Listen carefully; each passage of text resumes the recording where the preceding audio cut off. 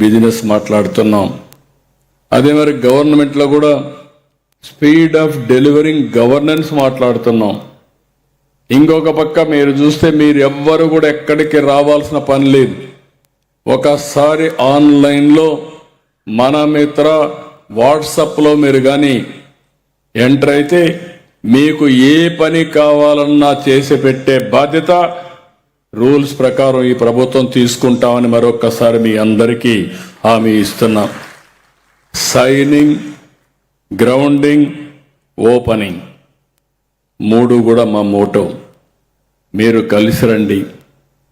మళ్ళీ చెప్తున్నా, ఒక పద్ధతి ప్రకారం పనిచేద్దాం.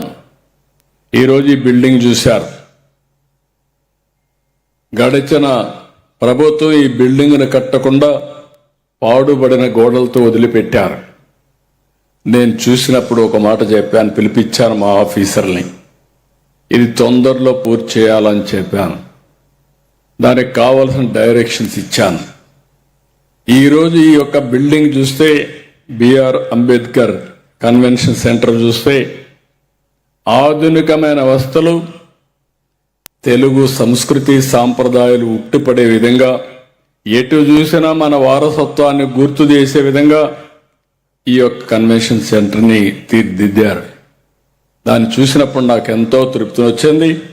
రాబోయే రోజుల్లో ఇలాంటివి ఇంకొక 5 నిర్మాణం చేసి రాష్ట్రమంతా కూడా ఎక్కడికక్కడ కల్చరల్ ప్రోగ్రామ్స్ కానీ, ఈవినింగ్ అయితే కల్చరల్ ప్రోగ్రామ్స్ కానీ, అదే మరి కన్వెన్షన్స్ కానీ, సభలు, సమావేశాలు, జాతీయ అంతర్జాతీయ సమావేశాలు కూడా పెట్టుకునే పరిస్థితి వస్తుంది.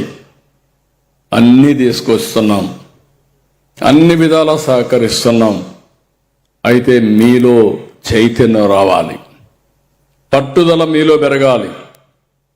అదే మరి అందరం కూడా కొన్ని ప్రిన్సిపల్స్ పెట్టుకోవాలి. వాల్యూ బేస్డ్ ఎథిక్ దాన్ని ఆలోచించి ఎథిక్స్ బేస్డ్గా పనిచేయగలిగితే ఏ మాత్రం కూడా వెనక్కిపోయే పరిస్థితి ఉండదు. దయచేసి మళ్ళీ మిమ్మల్ని అందరినీ కోరుతున్నా, ఇది ప్రారంభం మాత్రం. రాబోయే రోజుల్లో 1 ఫ్యామిలీ 1 ఆంటర్‌ప్రెన్యూర్గా తయారు చేసే వరకు ఈ ప్రభుత్వం మీకు అండగా ఉంటామని మరొక్కసారి హామీ ఇస్తూ మీ అందరికీ నమస్కారాలు. జై భారత్, జై తెలుగు తల్లి, జై హింద్.